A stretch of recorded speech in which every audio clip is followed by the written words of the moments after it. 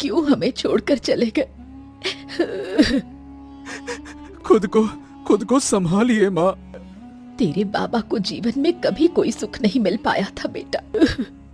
इन गांव वालों ने भी बाबा को बहुत तकलीफ पहुंचाया है माँ। पति की मृत्यु के बाद सोनाली और उसका बेटा विजय काफी दुखी हो चुके थे। अगले दिन विजय सोनाली अपना सारा सामान लेकर उस गांव से निकल जाते हैं। विजय ने अपने पिता का भी सामान साथ लिया था। दोनों माँ बेटे दूर एक गांव में आते हैं। और बेटा, तू कुल्हाड़ी की धार को क्यों तेज कर रहा है? अब मैं बाबा की तरह लकड़ियों से अलग अलग वस्तुएं बनाकर बेचूंगा। फिर विजय अपनी साइकिल पर गांव के बाहर जंगल में आता है। विजय लकड़ियां तोड़ने में लग जाता है। शाम का समय विजय कई सारी लकड़ियां घर लेकर आता है और अगले दिन उन्हें काटकर अपने हाथों से उनकी कुर्सियां टेबल बनाता है। कुछ दिन बाद कौन आया था बेटा? अरे अम्मा, एक बहुत ही बढ़िया ऑर्डर मिला है हमको। सुनो मैं बताता हूँ। विजय अपनी माँ को सारी बात बताता है। तो माँ, अब मुझे जंगल जाकर बहुत सारी लकड़ियाँ लानी होंगी और उनसे बेड और कुर्सियाँ बनाने का काम शुरू करना होगा। ठीक है बेटा, पर अंधेरा होने से पहले तू लौट आना। तभी विजय कुल्हाड़ी लेकर जंगल में चला जाता है। मैं तो विजय को टिफिन देना भूल ही गई। सोनाली आगे जाती है और खेत में काम कर रहे एक मजदूर से पूछती है, भाई साहब, ये जंगल जाने के लिए किस रास्ते से जाना होगा? यहाँ से थोड़ी दूरी पर जंगल है बहन, ये इस तरफ। सोनाली आगे जाती है। अब चलते चलते वो एक घने जंगल में आ जाती है जहाँ दूर दूर तक कोई नजर नहीं आ रहा था। ये जंगल तो कितना बड़ा है, अब कहाँ ढूंढूं अपने बच्चे को? इधर विजय जंगल में एक स्थान पर लकड़ियां काट रहा था। बेटा, कहाँ है तू? सोनाली विजय को आवाज देते देते आगे आती है। विजय तो कहीं दिखाई ही नहीं दे रहा। तभी थकी हारी सोनाली जंगल में एक कुएं के पास आकर बैठ जाती है। तभी सोनाली उस कुएं से थोड़ा जल पीने लगती है। वो कुआं जल से पूरा भरा हुआ था। इतने घने जंगल में ये कुआं? तभी सोनाली फिर से कुएं का पानी पीती है। अब पानी पीते ही कुआं पूरा सूखकर एक पुराना कुआं बन जाता है। ये दृश्य अपनी आंखों से देखकर सोनाली की आंखें फटी की फटी रह जाती हैं। हैं? इस कुएं का पानी कहाँ चला गया?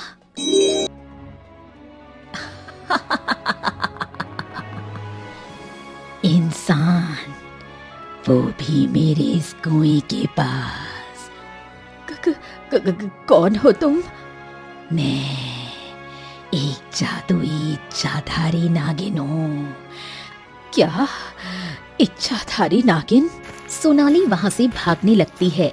तभी वो नागिन अपनी शक्ति से सोनाली को पकड़ लेती है और उसे लेकर उस कुएं के अंदर चली जाती है और दोनों अचानक से गायब हो जाते हैं। कुआं अंदर से पूरा सूखा हुआ था।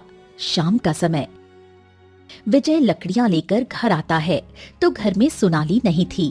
माँ, ओ माँ! अरे माँ कहाँ चली गई? माँ! विजय पूरे गांव में सोनाली को ढूंढता है पर उसे सोनाली कहीं नहीं मिलती। करीब 2 दिन बीत जाते हैं। विजय अपनी माँ को ढूंढ ढूंढ कर परेशान हो चुका था। कहाँ चले गए हो माँ? अब कहाँ ढूंढूं मैं माँ को? बेटा, तुम्हारा नाम विजय है? हाँ। मुझे अभी पता चला कि तुम्हारी माँ 2 दिन से लापता है। बेटा, मैंने तो तुम्हारी माँ को कभी नहीं देखा, पर हाँ, 2 दिन पहले एक महिला खेत में मेरे पास आई थी। उसके हाथ में खाने का एक डब्बा था और वो मुझसे जंगल का पता पूछ रही थी। हाँ, खाने का डब्बा? 2 दिन पहले तो मैं टिफिन भूल कर चला गया था जंगल। शायद माँ ही मुझे टिफिन देने जंगल में आई होंगी। हाँ, और उसके बाद वो महिला जंगल की ओर चली गई थी बेटा। शायद वो तुम्हारी माँ होगी। हाँ, माँ जंगल में गई थी। अरे बाप रे बाप, कहीं माँ के साथ। तभी विजय दौड़ते हुए जंगल में आता है और अपनी माँ को पूरे जंगल में तलाश करने लगता है। थोड़े समय बाद थका हारा विजय उसी सूखे कुएं के पास आता है। भगवान जी, मेरी माँ से मुझको मिलवा दीजिए। तभी कुएं के अंदर से सोनाली की आवाज आती है। विजय, मेरे बेटे, मैं यहाँ हूँ बेटा। अपनी माँ की आवाज सुनकर विजय के होश उड़ जाते हैं। माँ, माँ कहाँ हो आप? माँ, हाँ माँ। विजय चारों ओर नजरें घुमाकर देखता है। माँ, माँ कहाँ हो आप? मैं यहाँ कुएं के पास हूँ। माँ, माँ कहाँ हो आप? ये रोशनी। तभी रोशनी गायब हो जाती है और कुएं के अंदर से वही जादुई इच्छाधारी नागिन बाहर निकल आती है। कौन हो तुम?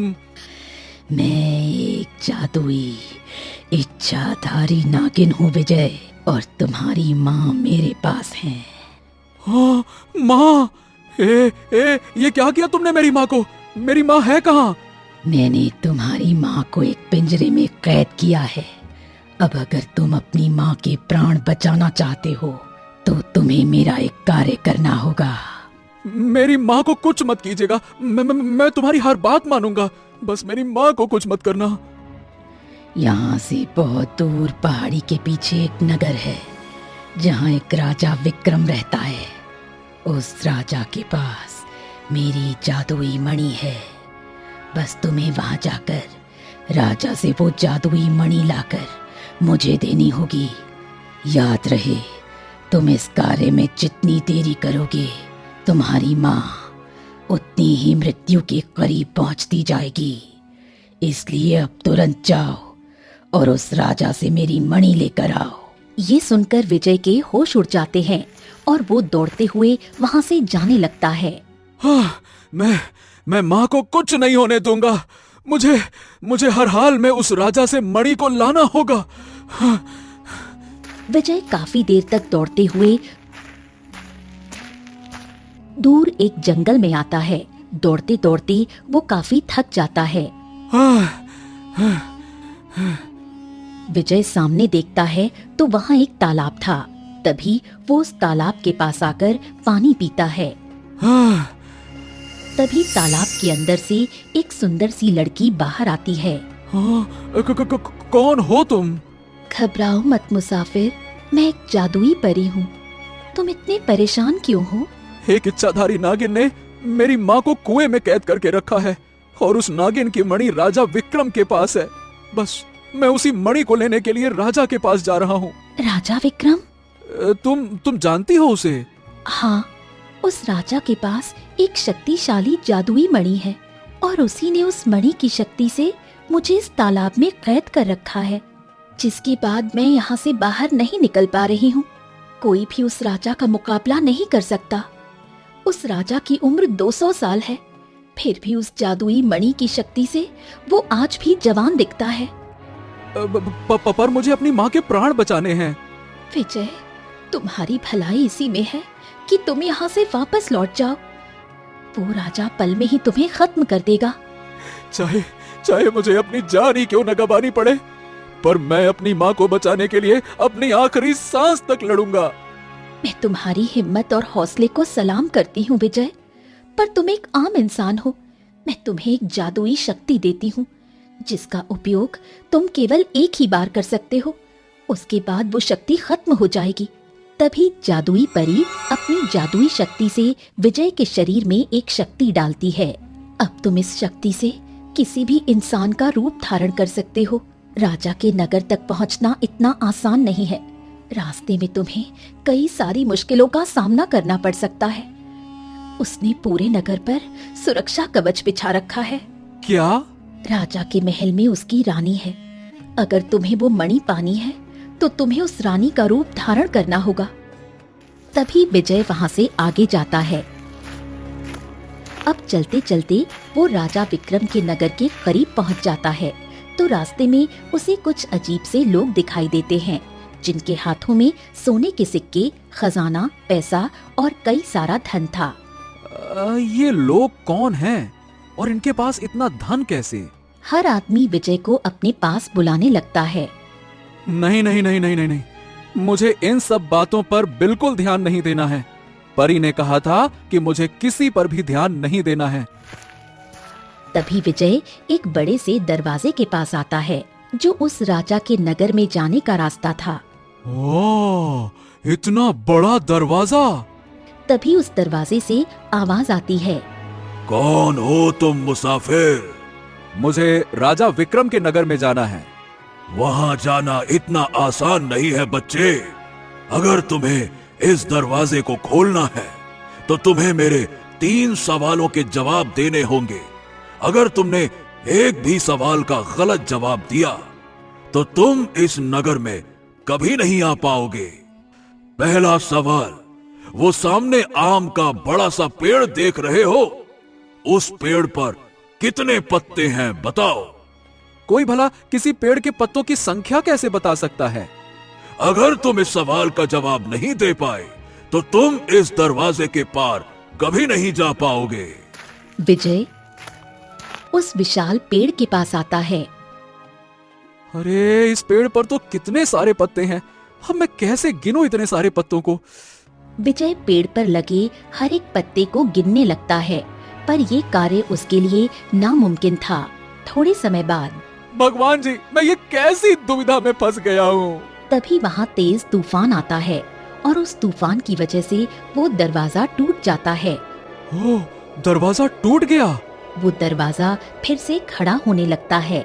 तभी विजय दौड़ते हुए उस दरवाजे के पार राजा के नगर में आ जाता है। बहुत बहुत धन्यवाद भगवान जी आपका। तभी विजय उस नगर में घूमने लगता है तो वहाँ सब राजा विक्रम के गुलाम थे। इधर एक बड़े से राजमहल में राजा विक्रम अपने तख्त पर बैठा था। राजा विक्रम काफी जवान था।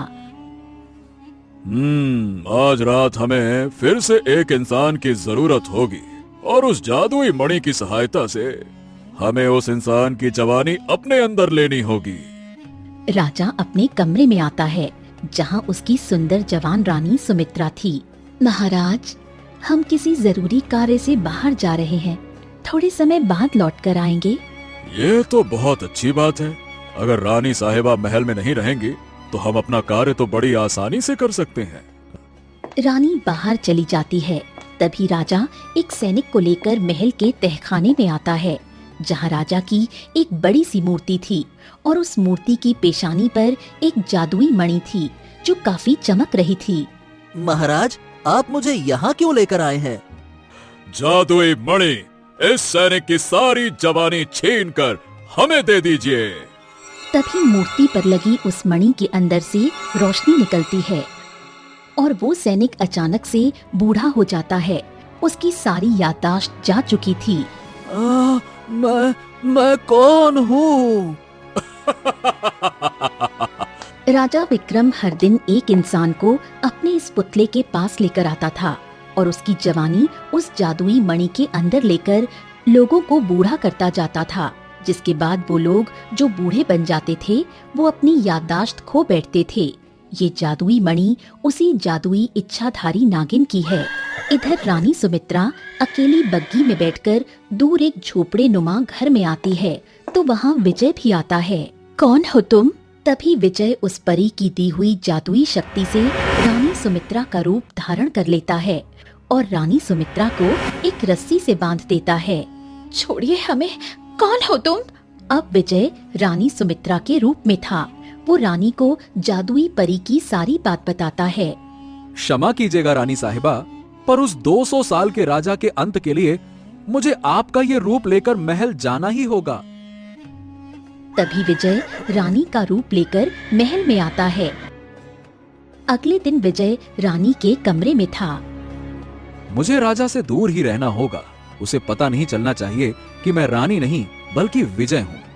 सबसे पहले मैं उस जादुई मणि को ढूंढता हूँ। तभी विजय रानी के रूप में पूरे महल में उस जादुई मणि को ढूंढने लगता है। ओह, जितने दिन बीत रहे हैं उतनी ही मेरी माँ की मौत करीब आती जा रही है। मुझे जल्द से जल्द उस मणि को ढूंढना ही होगा। ओहो, आज तो न कोई सैनिक है न कोई नगरवासी, सब मंत्री जी की बेटी के विवाह में गए। अब हम किसकी जवानी लें? क्या करें क्या करें?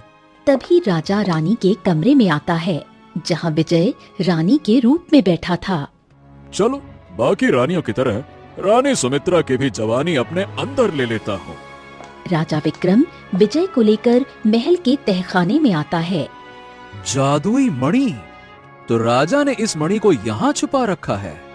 महाराज, ये आपके पुतले पर चमकती चीज क्या है? रानी साहिबा, ये एक जादुई मणि है और हम इसकी सहायता से 200 साल बाद भी जवान हैं। अब हम इस जादुई मणि की शक्ति से तुम्हारी जवानी भी अपने अंदर ले लेंगे। तभी विजय अपने असली रूप में आ जाता है। कौन है तू? मैं तेरा अंत हूँ राजा।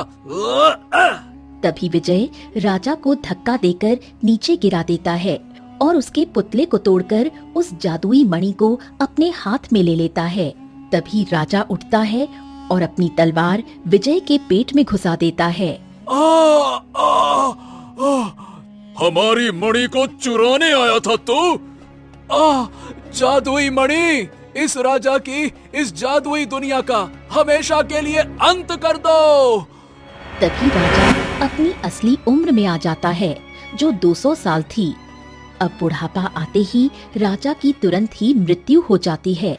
तभी विक्रम जैसे तैसे उस जादुई मणि को लेकर उस कुएं के पास आता है और उस नागिन को वो मणि दे देता है, जिसके बाद वो इच्छाधारी नागिन कुएं से आजाद हो जाती है और वो सोनाली को भी आजाद कर देती है।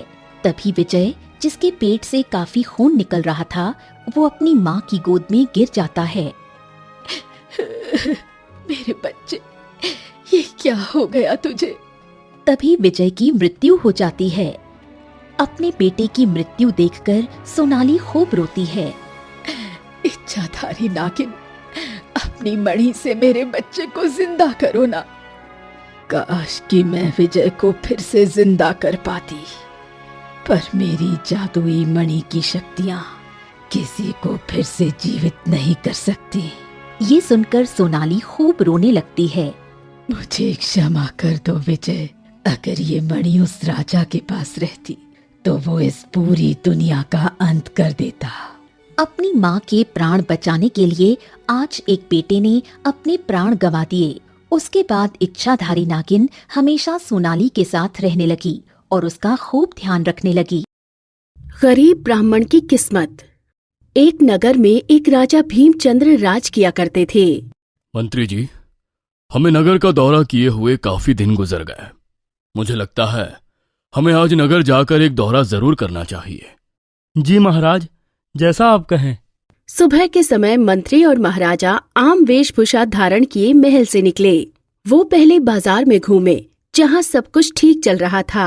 वहाँ उनको एक मंदिर नजर आया। कृष्ण भगवान का मंदिर। मंत्री और महाराज ने उनके आगे माथा टेक हाथ जोड़े और जब वो मंदिर की सीढ़ियों से नीचे उतर रहे थे तो उनको एक एक कोनों पर 2 ब्राह्मण बैठे हुए नजर आए। सुबह से बैठे हुए कितना समय हो गया, अभी तक एक भी ग्राहक नहीं आया। ये ब्राह्मण होना तो एक गुनाह लगता है। तभी उसके जवाब में दूसरा ब्राह्मण बोला, भैया, जब भगवान ने हमें ब्राह्मण जाति में पैदा किया है तो जाहिर है वो यही चाहते हैं कि हम यही काम करें। मैं तो इस काम से बिल्कुल भी संतुष्ट नहीं हूँ। उनकी बातें सुनकर महाराज ना जाने किस सोच में डूब गए। महल आकर उन्होंने मंत्री से कहा, वो सगे भाई दिख रहे थे। दोनों ही ब्राह्मण थे, लेकिन एक बिल्कुल शांत और संतुष्ट दिख रहा था और दूसरा बहुत ही दुखी। हाँ महाराज, दोनों एक दूसरे के बिल्कुल विपरीत हैं। ना जाने हमें क्यों लगता है हमें उन दोनों को ठीक से जानना चाहिए। रात के समय महाराज मंत्री के साथ उन दोनों के घर के लिए निकल गए। पहले वो बड़े भाई सुनील के घर पर गए और खिड़की से जाकर देखने लगे। बहुत भूख लगी थी। अच्छा हुआ शाम के समय ग्राहक आ गया, वरना मैंने तो सोचा था आज भूखा ही मरना पड़ेगा। हाँ, मुझे भी आपका ये काम बिल्कुल भी अच्छा नहीं लगता। आओ, अब जरा छोटे के घर होकर आते हैं।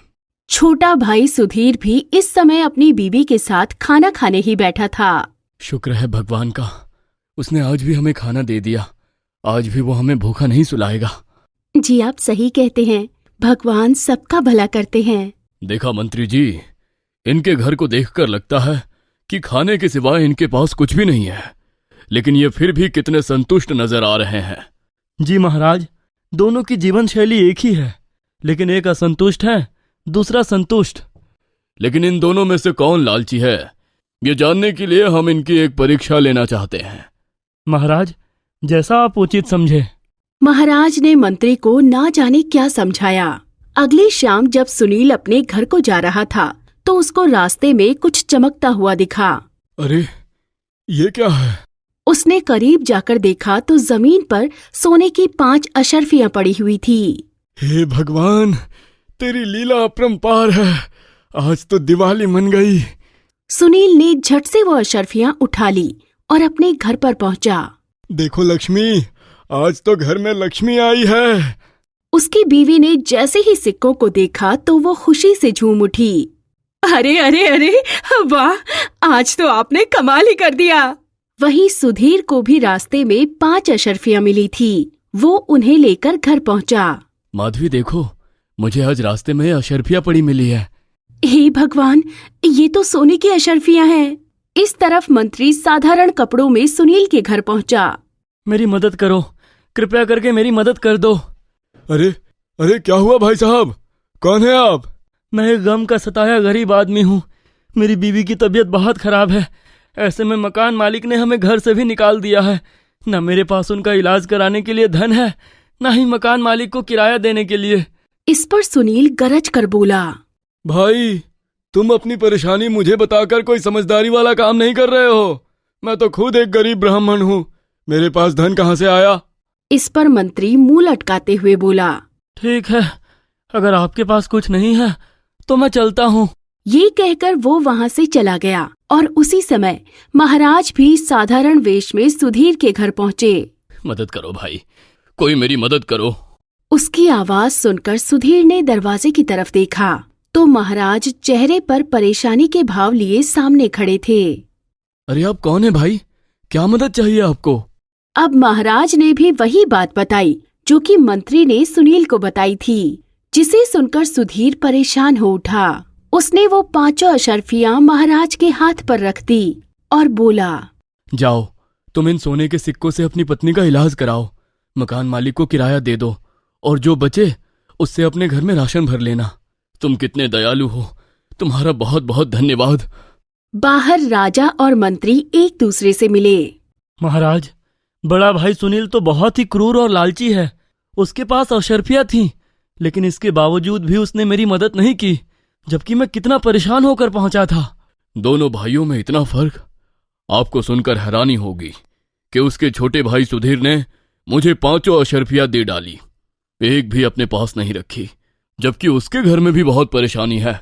महाराज और मंत्री अब वापस महल पहुंचे। अगले दिन सुधीर और सुनील को उसी गली में 10-10 सोने की अशर्फियां मिली। सुनील घर पहुंचा और उसने अपनी बीवी को अशर्फियां दिखाई। आज फिर आपको अशर्फियां मिल गई? ये सब क्या हो रहा है? अरे लगता है भगवान हम पर मेहरबान हो रहा है। जो कल 5 मिली थी और आज पूरी 10 मिली। वहीं दूसरी तरफ, देखो देखो, आज और 10 अशर्फियां मिली हैं। हे भगवान, ये तो और भी अच्छा हुआ। अब तो हमारे पास 15 अशर्फियां हो गई हैं। इस बार सुनील के घर महाराज गरीब आदमी के वेश में पहुंचे। आपके पास तो सोने की अशर्फियां हैं, इससे आप मेरी मदद कर सकते हैं। मैं बहुत परेशान हूँ, मेरा घर बुरी तरह टूट गया है, मैं और मेरा परिवार बेघर हो गए हैं। अरे अरे, ये क्या बदतमीजी है भाई? तुम मांगने के लिए किसी के भी घर में घुस जाते हो क्या? कृपया करके मना मत कीजिए सेठ जी, भगवान आपको और सोना देगा। फिलहाल मेरी मदद कर दीजिए। मैं कोई सेठ नहीं हूँ, मैं तो अभी एक गरीब ब्राह्मण हूँ और भगवान ने ये अशर्फी मुझे दी है, तो इसका मतलब वो इसे मुझे ही देना चाहते थे। हम इन्हें किसी दूसरे को नहीं दे सकते। जो धन किसी के काम ना आ सके, वो भला धन कैसा? ये धन हमारे बहुत काम आएगा, लेकिन तुम अपनी परेशानी अपने आप देखो। आज के बाद यहाँ मत आना। इस बार मंत्री सुधीर के घर पहुंचा। सुनो, कोई मेरी पुकार सुनो। अरे आप कौन हैं? मैं बहुत परेशान हूँ। कल जो बारिश आई थी उसमें मेरा कच्चा मकान टूट गया। अब मेरे पास रहने का आसरा नहीं है। उसकी परेशानी सुनकर सुधीर भी परेशान हो उठा। एक घर तो कम धन में नहीं बनेगा, उसके लिए तो काफी धन चाहिए होगा। ये कहकर सुधीर ने 10 की 10 सोने की अशर्फियां मंत्री को दे दी। ये क्या, आपने सारी सोने की अशर्फियां मुझे दे दी? इससे तो आपकी बहुत सारी परेशानियां खत्म हो जाती और आप कई दिनों तक बैठकर खाते। ये धन मेरा नहीं है, भगवान ने मुझे दिया था और आपको मेरे दरवाजे पर भेजा। इसका मतलब ये उसने मुझे आप ही के लिए दिया था। ये सुनकर मंत्री आश्चर्यचकित रह गया और महाराज को जाकर उसने सब कुछ बताया। सच में इस सुधीर के जैसा तो आज तक कोई नहीं देखा। कितनी परेशानी में सिर्फ खाने के ऊपर जिंदगी गुजार रहा है, और धन पाया भी तो उसे दूसरों की भलाई में खर्च कर दिया। जी महाराज। और एक तरफ है उसका भाई जो बस अपने ही बारे में सोचता है। उसने ये नहीं देखा कि धन आने से पहले वो भी उसी तरह परेशान था जैसे हम उसके घर फरियादी बनकर गए थे। महाराज, आप इन दोनों की परीक्षा ले रहे थे, तो अब आपने क्या फैसला लिया? हाँ, अब हमें लगता है इन दोनों की आखिरी परीक्षा और लेनी चाहिए। अगली शाम महाराज ने सुनील और सुधीर दोनों को उनकी पत्नियों समेत महल में बुलवाया। महाराज, आपने हमें यहाँ किस लिए बुलाया है? तुमको बुलाने का खास मकसद है। यह आदमी जो तुम देख रहे हो, 2 दिन पहले इसकी 30 सोने की अशर्फियां एक गली में गिरी थी, और हमें पता चला है कि 2 दिन पहले उस गली से रात के समय आप दोनों गुजरे थे। तो बोलिए, आप में से किसके पास इसकी अशर्फियां हैं? ये सुनकर सुनील की सिट्टी पिट्टी गुम हो गई। तभी सुधीर बोला, हाँ महाराज, मुझे 2 रातों तक एक 5 और दूसरी रात 10 सोने की अशर्फियां मिली थी, और मैं उन अशर्फियों को अपना घर बेचकर एक व्यापारी को चुका दूंगा। घर बेचकर क्यों? क्या तुमने उन्हें खर्च कर डाला? नहीं महाराज, दरअसल जब भी मुझे अशर्फियां मिली तो कोई गरीब मजदूर परेशान हाल व्यक्ति मेरे घर मदद के लिए आया, और मैं अपने आप को उसकी मदद करने से रोक नहीं पाया और वो अशर्फियां उन्हें दे डाली। ये सुनकर सभी दरबारी आपस में खुसर पुसर करने लगे। सभी सुधीर की दरिया दिली की तारीफ करने लगे। तुम्हारे पास केवल एक घर है और तुम उसे बेचकर अशर्फियां दे दोगे तो रहोगे कहाँ?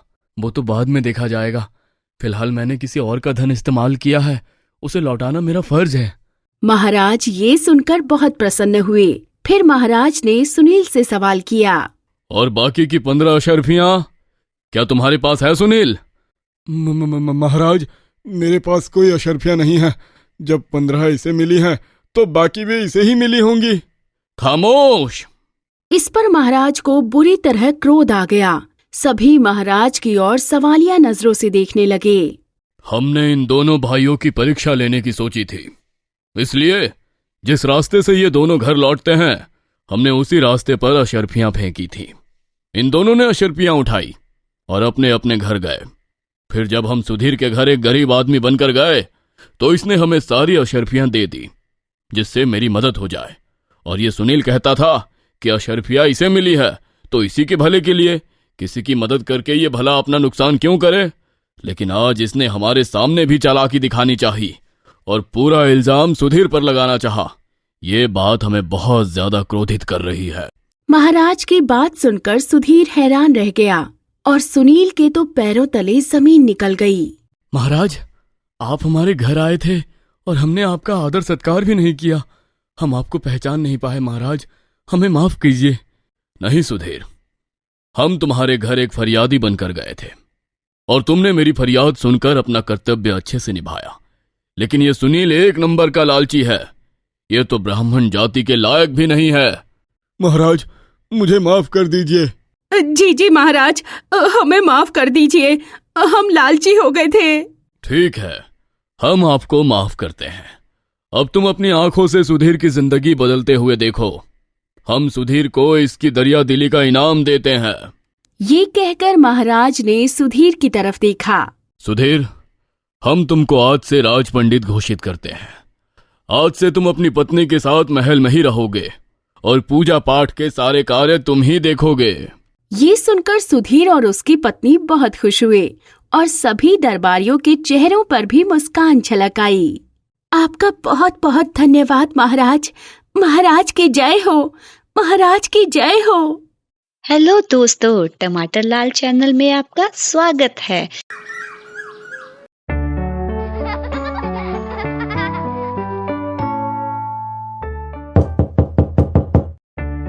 मे I come in sir?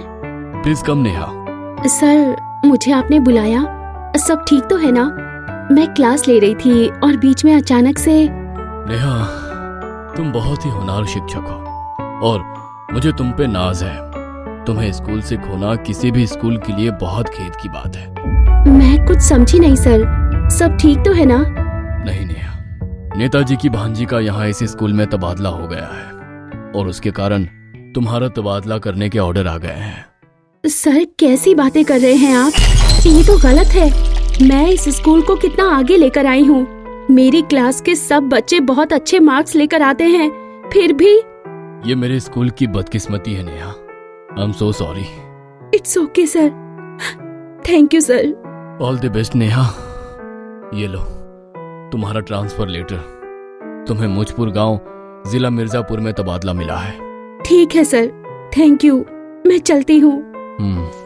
Neha अपनी क्लास के बच्चों को अलविदा कहने जाती है और जब बच्चों को अपनी पसंदीदा टीचर के जाने का पता चलता है तो सब बच्चे भावुक हो जाते हैं और बेहद दुखी हो जाते हैं। अगले दिन नेहा सब सामान बांधकर मूचपुर के लिए बस ले लेती है। सारे रास्ते उसे अपने स्कूल का ही ख्याल आता रहता है, जिसके कारण उसकी आंखों में बार बार पानी आ जाता है। पर नेहा को बिल्कुल नहीं पता था कि उसकी किस्मत कितने खतरनाक